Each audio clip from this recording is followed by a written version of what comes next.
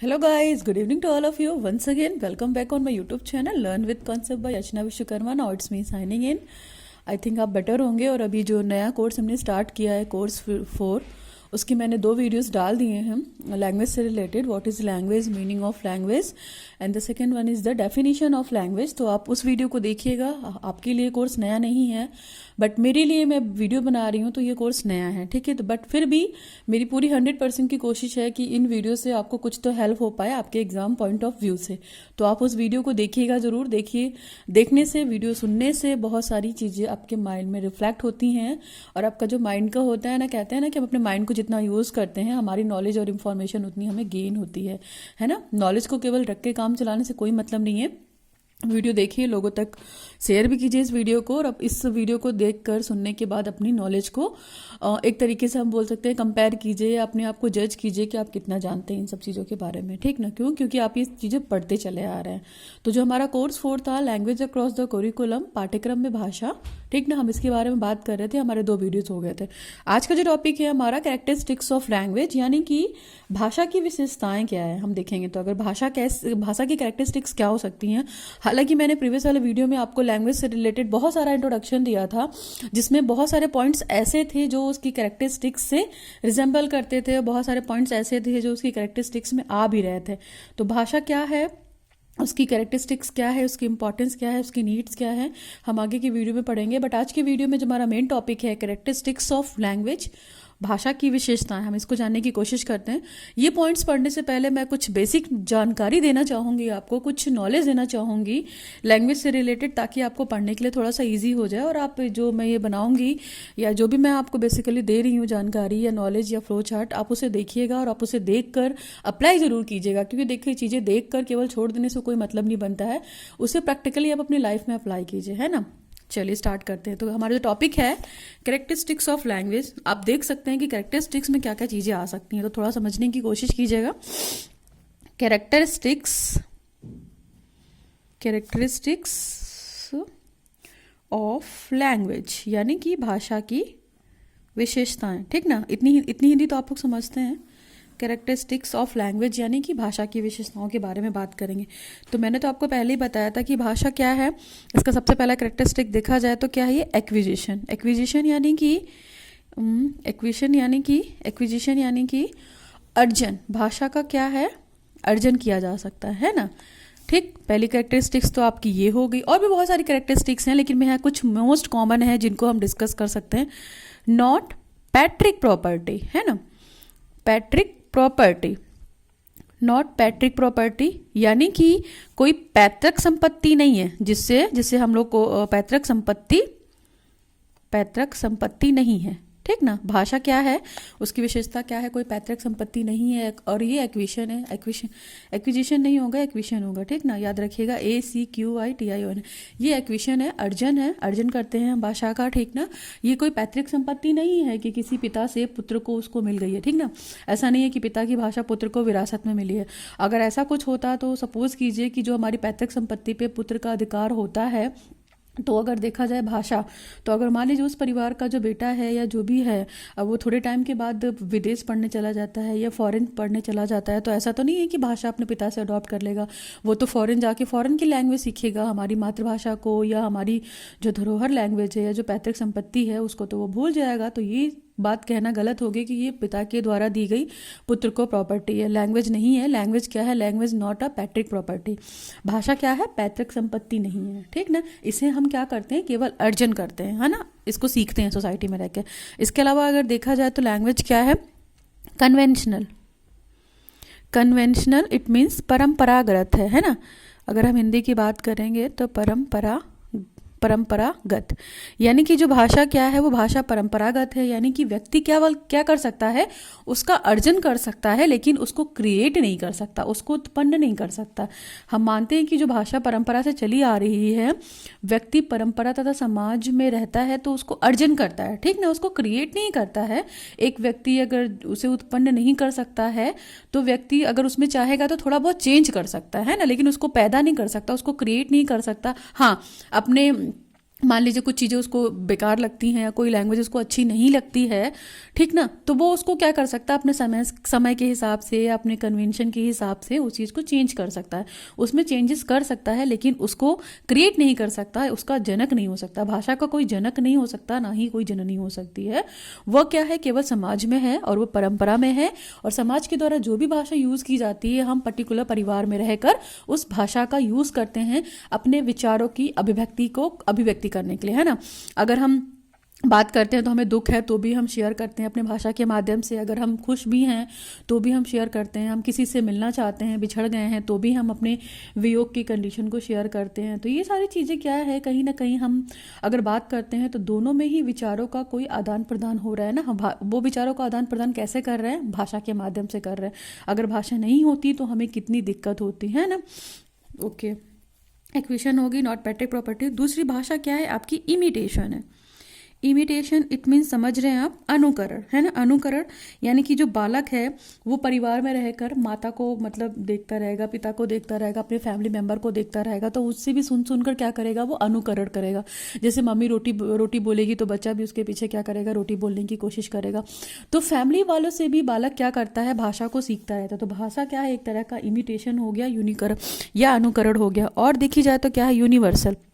Universal यानी कि सर्वव्यापक, व्यापक, सर्वव्यापक। ऐसा नहीं है कि भाषा का यूज़ केवल आप अपने घर में कर रहे हैं, आप अपने देश में कर रहे हैं, आप अपने सोसाइटी में कर रहे हैं, ऐसा नहीं है। भाषा क्या है, यूनिवर्सल है, सर्वव्यापक है। भाषा के माध्यम से ही हम देश विदेश में घूमते हैं तो अपनी भाषा को फैलाते हैं। फॉर एग्जाम्पल नरेंद्र मोदी का एग्जाम्पल ले लीजिए। नरेंद्र मोदी का क्या है, वो एक अच्छे ओरेटर हैं, एक अच्छे वक्ता हैं, वो एक अच्छी स्पीच देते हैं। तो क्या है, यहाँ पे भाषा है, भाषा ही है ना। वो भाषा के माध्यम से लोगों से काफ़ी हद तक जुड़े हैं। चाहे अपने देश की बात करिए, उनका कभी भी कुछ भी स्पीच होता है या कोई भी रोड शो होता है तो वो जो भी भाषण देते हैं या जो भी स्पीच देते हैं, सोचिए वो एक अच्छे ओरेटर इसलिए हैं क्यों, क्योंकि वो भाषा को समझते हैं, अपने देश की भाषा को, जो हमारी मदर टंग हिंदी है, उस चीज़ को अच्छे से समझते हैं और अपने भाषण का जो मीडियम रखते हैं वो मदर टंग रखते हैं। तो आप सोचिए वो एक अच्छे ओरेटर हैं, यानी कि उनको भाषा कौशल पे बहुत अच्छा ज्ञान है, तभी ना लोग उनसे इम्प्रेस होते हैं। उनकी कम्युनिटी होती है, उनकी सभा होती है तो नरेंद्र मोदी की, इसीलिए लोग उनसे इम्पैक्ट होते हैं। क्यों, क्योंकि वो अपनी बात को बहुत अच्छे तरीके से कह पाते हैं। किसके माध्यम से, भाषा के माध्यम से। तो एक तरीके से देखा जाए तो भाषा क्या है, टूल ऑफ कम्युनिकेशन भी तो हुआ ना, टूल ऑफ कम्युनिकेशन। आप थोड़ा पेशेंस रखिएगा, आपको बहुत अच्छे से समझ में आएगा। टूल ऑफ कम्युनिकेशन यानी कि संप्रेषण का क्या है, माध्यम है, संप्रेषण का माध्यम। उसको समझ के जितना पढ़ने की कोशिश करेंगे ना, आपको लर्न करने की, रटने की जरूरत नहीं पड़ेगी। टूल ऑफ कम्युनिकेशन भी कह सकते हैं, ठीक ना। भाषा क्या है, संप्रेषण का माध्यम, यानी कि हम अपनी बातों को सामने वाले तक कम्युनिकेट कर पाएंगे, किसके माध्यम से, भाषा के माध्यम से, ठीक ना। और भाषा क्या है, चेंजेबल भी एक तरीके से देखा जाए तो। चेंजेबल इन द सेंस की परिवर्तनशील, है ना। चेंजेबल इन द सेंस की परिवर्तनशील, यानी कि ऐसा नहीं है हम जैसे यहाँ पे जो लैंग्वेज बोलेंगे वो वही लैंग्वेज पूरे देश में चलेगी, या जो हम अपने स्टेट में बोलेंगे, जो अपनी लोकल लैंग्वेज होगी, जो हमारी रीजनल लैंग्वेज होगी, वो हर जगह तो सक्सेस नहीं होगी, वहाँ जाके वो लैंग्वेज खत्म हो जाएगी।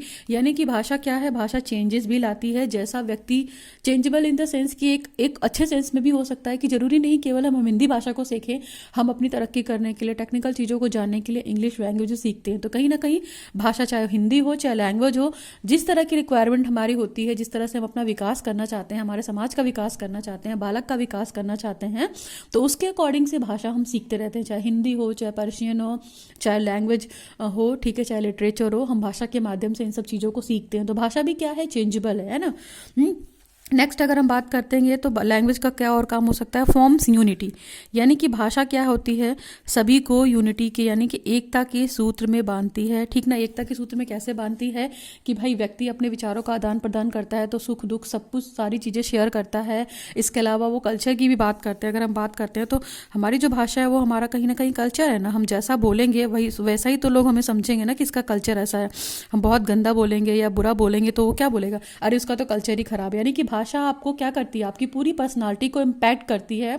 और भाषा ही आपको ये सिखाती है कि हम सामने वाले को अपनी बात कितने अच्छे शब्दों में कहेंगे तो उसका अच्छा इम्पैक्ट पड़ेगा। नेगेटिव बोलेंगे तो हमारे कल्चर से रिलेटेड होगा, हमारी सिविलाइजेशन से होगा। यानी कि आप खुद सोचिए कि एक भाषा ही है, यानी कि मीठा अगर आप किसी से बोलेंगे तो आपके एक से ज़्यादा अधिक व्यक्तिगत लोग दोस्त हो जाएंगे। लेकिन अगर वही भाषा आप कड़वी रखेंगे सामने वाले के लिए, तो आपके पास तो कोई दूर दूर तक भटकेगा नहीं। यानी कि मीठा जितना बोलेंगे आप, तो क्या है, वो लैंग्वेज ही है। लैंग्वेज आपकी पर्सनालिटी को एक्सप्लोर करती है, बाहर निकालती है। आप जितना अच्छा बोलेंगे, जितना सस्टेनेबल बोलेंगे, जितना डोमिसाइल बोलेंगे, लोग आपके क्या होंगे, उतने सारे फैन होंगे, है ना। एक जो स्पीच में बड़े बड़े लोग बोलते हैं, चाहे वो मंत्री हो गया, चाहे वो प्रोफेसर हो गया, कोई भी हो गया एक्सपर्ट, जो अच्छे वक्ता होते हैं, जो ओरेटर होते हैं, वो भाषा के माध्यम से ही तो अपनी बात को सामने वाले तक कन्वे करते हैं, है ना। आपने ये देखा होगा, तो उनका भाषा पे अच्छा कमांड रहता है। तो भाषा हमारी संस्कृति को भी रिप्रेजेंट करती है, आप इस चीज़ को ध्यान रखिएगा। और अगर देखा जाए तो भाषा का एरिया जो है वो लिमिट है ना। Area limit in the sense कि आप अपने देश में रह रहे हैं, ठीक ना, अपने देश में रह रहे हैं, क्षेत्रीय आप बोल सकते हैं, क्षेत्रीय, ठीक ना, क्षेत्रीय सीमित। इसलिए बोल रहे हैं कि देखिए, जब अपने देश में रह रहे हैं तो अपनी लैंग्वेज यूज़ कर रहे हैं, ठीक है, अपनी लोकल लैंग्वेज यूज़ कर रहे हैं, अपने स्टेट की लैंग्वेज यूज़ कर रहे हैं। लेकिन सपोजली अगर आप बाहर जाते हैं तो वहाँ पे आपकी दूसरी लैंग्वेज आ जाएगी। तो इस चीज़ को ध्यान रखिएगा, ठीक। ये भी है कन्वेंशनल, मैंने बता दिया आपको कि कन्वेंशनल थी, पैट्रिक प्रॉपर्टी नहीं है, ठीक। और ये इसका कोई लास्ट स्टेज नहीं है, नॉट लास्ट स्टेज, है ना, नॉट लास्ट स्टेज। भाषा का कोई अंतिम रूप नहीं है ना। भाषा का अंतिम रूप नहीं है ना। क्यों अंतिम रूप नहीं है भाई? भाषा तो हम जितना भी सीखेंगे हमारी नॉलेज उतनी बढ़ती चली जाएगी, है ना। और कैसे बढ़ती चली जाएगी नॉलेज? मान लीजिए आज हमें एक भाषा की ज़रूरत है, फिर कल को हमें दूसरी भाषा की ज़रूरत है, तो कहीं ना कहीं चीज़ों को हम क्या करेंगे, सीखते चले जाएंगे। तो हम कभी ये तो नहीं बोलेंगे कि हाँ हमें सारी भाषाओं का ज्ञान हो गया, ऐसा नहीं है। व्यक्ति को सारी चीज़ों का नॉलेज तो इस धरती पर रहकर तो नहीं हो सकता है, ठीक ना। भले वो कितना भी योग कर ले, कितना भी अष्टांग मार्ग का यूज़ कर ले, लेकिन ज्ञान की अगर हम बात करते हैं तो वो सारी चीज़ें जानना भी श्रेष्ठ है। क्यों? क्योंकि ये सारी चीज़ें अपने आप में मिस्टीरियस है, रहस्यमय है। तो ये मेरे हिसाब से इतनी कैरेक्टरिस्टिक्स, फीचर्स आपके लिए बहुत हैं। आप और भी चीज़ें सोच, जैसे सोशल एनवायरनमेंट भी रख सकते हैं यहाँ पे, सोशल एनवायरनमेंट। भाषा कहाँ से उत्पन्न होती है? सोशल एनवायरनमेंट से, ठीक ना। यानी कि सामाजिक वातावरण, हम जिस समाज में रह के जो भाषा सीखते हैं वही हमारा क्या है, भाषा है ना। तो हम समाज को भूल भी नहीं सकते। क्यों? क्योंकि हम समाज में रहते हैं और समाज में ही रह के सारी एक्टिविटी को करते हैं। तो इतने सारे पॉइंट्स देखिए मैंने आपको बता दिए हैं, ठीक ना। आपको कोई दिक्कत नहीं होगी, आप जैसे चाहे वैसे पढ़ सकते हैं। और देखिए मेरे हिसाब से तो ये फ्लो चार्ट बहुत इंपॉर्टेंट है। आप कभी भी कैरेक्टरिस्टिक्स, फीचर्स लिखिए लैंग्वेज का, इससे बेटर फ्लो चार्ट नहीं हो सकता है। और अपने फ्लो चार्ट बनाने के बाद हेडिंग डाल के आप इन पॉइंट्स को आराम से 2-2 लाइन में एक्सप्लेन कर सकते हैं, ठीक ना। और मैंने इसमें सारे पॉइंट्स भी आपको डिस्कस कर दिए हैं। जैसे पैट्रिक प्रॉपर्टी नहीं है तो मैंने एग्जांपल दिया आपको। कन्वेंशनल है भाषा, आपको पता है, ठीक ना। इमिटेशन है कि फैमिली में बच्चे रहते हैं तो कुछ ना कुछ सीखते हैं, मम्मी पापा जो बोलते हैं बच्चे उसको कॉपी पेस्ट करते हैं, तो इसको भी इमिटेशन कहते हैं एक तरीके से। मान लीजिए कोई बहुत अच्छी स्पीकिंग इंग्लिश करता है, तो हम जो स्पीकिंग नहीं जानते हैं इंग्लिश की, तो वो उसको कॉपी करने की कोशिश करते हैं ना। तो ये सारी चीज़ें भी होती हैं। यूनिवर्सल यानी कि सर्वव्यापक है। फिर टूल ऑफ कम्युनिकेशन है, हमारी बातों को कहने का एक माध्यम है, एक कह सकते हैं आप। भाषा क्या है? चेंजेबल है ना, यूनिटी फॉर्मेटी करती है, ये सारी चीज़ें हैं। तो बहुत सारे पॉइंट्स हैं ऐसे जो भाषा के बारे में हम कितनी भी कैरेक्टरिस्टिक्स उसकी देंगे तो कहीं ना कहीं कम है, ठीक ना। और अगर देखा जाए तो पहले के टाइम से अब तक के टाइम में जो हमारी लैंग्वेज है वो बहुत डेवलप हुई है ना। पहले जैसे संस्कृत ज़्यादा चलती थी तो संस्कृत सभी को आती तो थी नहीं, तो ये सारी चीज़ें भी मैटर करती थी। वैदिक टाइम में जो वैदिक टाइम का पीरियड था। अच्छा, एक चीज़ आप और देख लीजिए, आपको लैंग्वेज से रिलेटेड थोड़ा सा हम बता दे रहे हैं, it's for your knowledge. Video lengthy ज़रूर होगा बट इन्फॉर्मेटिव रहेगा, ओके। सो बी पेशेंस। अगर लैंग्वेज की हम बात करते हैं तो जो हमारे पीरियड्स हैं, पीरियड्स आपको पता है ना, वैदिक पीरियड मैं हमेशा पढ़ा चुकी हूँ, बहुत सारी बात चीज़ें पढ़ा चुकी हैं। वैदिक पीरियड, ठीक ना, बौद्ध period, okay, hope you understand. तीसरा जो हमारा पीरियड था क्या था? मुस्लिम पीरियड, या इसी को हम मध्यकालीन पीरियड भी बोलते हैं, मुस्लिम पीरियड, ओके। फिर मुस्लिम पीरियड के अलावा कौन सा आता है हमारा? ब्रिटिश पीरियड, ठीक, ब्रिटिश पीरियड। एंड सबसे लास्ट में हमारा आ गया मॉडर्न पीरियड या आधुनिक युग, यानी कि करंट पीरियड। यानी ब्रिटिश पीरियड ये हो गया, ठीक ना, ये मॉडर्न पीरियड हो गया। तो थोड़ा सा समझ लीजिए, बस 2 मिनट लगेगा, ज़्यादा नहीं लगेगा। तो जो ये आपके चारों पीरियड है, इन चारों के बारे में आप अच्छे से जानते हैं, ठीक ना। देखिए जो ये वैदिक पीरियड है, वैदिक पीरियड में आपको पता है गुरुकुल वगैरह होते थे, ठीक ना। गुरुकुल में गुरु वगैरह होते थे, सारी चीज़ें होती थी, गुरुकुल में शिक्षा दी जाती थी बच्चों को। तो वहाँ पे जो मीडियम था भाषा, वो क्या था? वो संस्कृत था, है ना। संस्कृत भाषा चलती थी। यानी कि जो वेद लिखे गए हैं वो किस में हैं? वो संस्कृत में। इसीलिए सभी को पढ़ने में बहुत दिक्कत होती थी, ठीक ना। बौद्ध पीरियड में जो महात्मा बुद्ध को आप लोग जानते हैं, तो महात्मा बुद्ध ने जब चीज़ों को देखा कि अगर हम संस्कृत भाषा में ही सारी चीज़ें, महात्मा बुद्ध है ना, संस्कृत भाषा में ही अगर हम सारी चीज़ों को देंगे, तो संस्कृत तो सभी नहीं जानते ना, संस्कृत को सभी नहीं जानते थे। संस्कृत बहुत कम लोग जानते, तो उनको ये लगा कि हम अगर केवल संस्कृत भाषा के माध्यम से चीज़ों को बताएंगे या शिक्षा देंगे या उपदेश देंगे तो लोगों तक पहुंच नहीं पाएगा। तो उन्होंने वहाँ की लोकल लैंग्वेज स्टार्ट की, यानी कि जो प्रांतीय भाषा, जो क्षेत्रीय भाषा थी वहाँ की लोकल लैंग्वेज। तो बहुत टाइम में जो लोकल लैंग्वेज थी आपकी, वो क्या थी? पाली भाषा थी। आपने इसको सुना होगा, पाली भाषा, ठीक ना। पाली भाषा या इसी में एक और था प्राकृत भाषा, ठीक ना। इन्हीं दोनों भाषाओं में शिक्षा देने का काम किया उस समय पे, ठीक ना। तो बौद्ध टाइम में क्या हो गया? पाली भाषा होगी, प्राकृत भाषा होगी। वैदिक पीरियड में क्या हो गया? ये संस्कृत भाषा होगी। अब आया हमारा मुस्लिम पीरियड। तो मुस्लिम पीरियड में भी इन लोगों को भी संस्कृत, हिंदी और पाली ये सारी चीज़ें पढ़ने में दिक्कत होती थी। तो इन्होंने क्या किया? पहले तो फारसी भाषा शुरू की सबसे पहले, ठीक ना। फारसी के अलावा, फारसी का भी ज्ञान कुछ लोग को था, फिर अरबी भाषा भी इन्हीं लोग के हिसाब से शुरू हुई, ठीक। फारसी और अरबी में सारी शिक्षा दी जाने लगी। इसके अलावा एक इन्होंने लास्ट में डेवलप किया उर्दू भाषा, ठीक ना। तो ये 3 भाषा मुस्लिम पीरियड में थी, ठीक ना। ब्रिटिश पीरियड में आते आते इंग्लिश का वर्चस्व हो गया, इंग्लिश या अंग्रेजी भाषा, और यहाँ पर भी क्या है? आपकी इंग्लिश ही है। तो ये English British and modern period की लैंग्वेज है, आपको बता दूं मैं। और मुस्लिम पीरियड में फारसी, अरबी, उर्दू थी, ठीक ना। और बौद्ध पीरियड में क्या थी? संस्कृत भाषा, ठीक। और संस्कृत भाषा को नहीं माना गया बौद्ध पीरियड में, तो फिर लोकल भाषा जो आई थी वो पाली भाषा थी और प्राकृत भाषा थी, और वैदिक पीरियड में संस्कृत भाषा थी। तो आपको आई थिंक इतनी नॉलेज इनफ है लैंग्वेज से रिलेटेड। आप ये सारी चीज़ें कहीं भी डाल सकते हैं आप अपने लैंग्वेज अक्रॉस द करिकुलम वाले पेपर में, ओके। तो होप यू अंडरस्टैंड। चलिए अब अपने फटाफट नोट्स पे आ जाते हैं और उसको हम खत्म करते हैं। हमने बहुत सारी चीज़ें हालांकि पढ़ा दी हैं, कोई दिक्कत नहीं होगी। चलिए हम फटाफट पढ़ेंगे without taking so much time. Language is a social process. आपको पता है कि भाषा क्या है? सामाजिक प्रक्रिया है। अर्न प्रॉपर्टी, यानी कि प्रॉपर्टी क्या है? इसको हम कमा सकते हैं, ठीक ना। इसको हम उत्पन्न नहीं कर सकते, ठीक, ओके। इस चीज़ को ध्यान रखिएगा। हम प्रॉपर्टी नहीं है, हमारी पैतृक संपत्ति नहीं है कि हमें कोई दे देगा तो हम उसको गेन कर लेंगे, ठीक ना। इसे हम क्या करते हैं? अर्न करते हैं, यहाँ पे अर्जन करते हैं सामाजिक वातावरण में रहकर। नेक्स्ट हमारा है system of sounds and signals. आपको पता है जो भाषा क्या है? स्वर समूहों का और प्रतीकों का क्या है? एक तरीके की प्रक्रिया है, एक तरीके का सिस्टम है। फिर नेक्स्ट हमारा based on the social contact and the environment. जो हमारी भाषा होती है हमारे सामाजिक वातावरण और हमारे जो सोशल सामाजिक कांटेक्ट होते हैं, या जो हमें भी हमारा अटैचमेंट होता है, जिससे भी जहाँ समाज में रहकर हम जो चीज़ें कर रहे हैं वो है, ठीक। फिर रिलेटेड टू द कल्चर, भाषा हमारे कल्चर से रिलेटेड होती है। Affected by the 2 factor, physical and the mental. और जो भाषा होती है हमारे 2 फैक्टर से रिलेट करती है, physical and the mental. Physical in the sense कि हम सामाजिक वातावरण में जो भी रह रहे हैं, चीज़ों को देख रहे हैं, वहाँ से भी कुछ ना कुछ भाषा सीखते हैं। बाकी अपनी मेंटल एबिलिटी के अकॉर्डिंग जैसी हमें रिक्वायरमेंट होती है, जैसा हम अपना डेवलपमेंट चाहते हैं, वैसी भाषा का अर्जन करते हैं, ठीक ना। नेक्स्ट हमारा है language is arbitrary, productive, creative, systematic and vocal.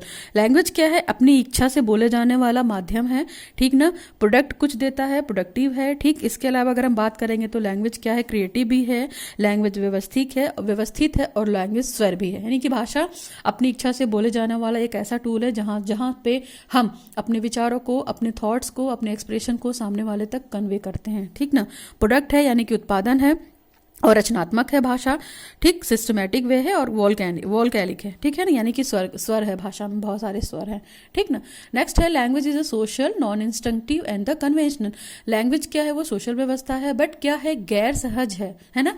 यानी कि ऐसा नहीं है कि हमने जो मतलब चाहा वो हम आज इस भाषा को बोल रहे, कल किसी और भाषा को बोलने लगेंगे, ऐसा नहीं है। लैंग्वेज क्या है? परंपरागत है, यानी कि फैमिली में हम जिस भी भाषा का यूज कर रहे हैं उसी लैंग्वेज को हम आगे जाकर ले जाएंगे। बस उस लैंग्वेज को क्या करेंगे? हम अपनी सोसाइटी के अकॉर्डिंग, अपने डेवलपमेंट के अकॉर्डिंग, अपनी नीड के अकॉर्डिंग चेंज कर सकते हैं, बदल सकते हैं, ओके। एक तो ये पॉइंट हो गया।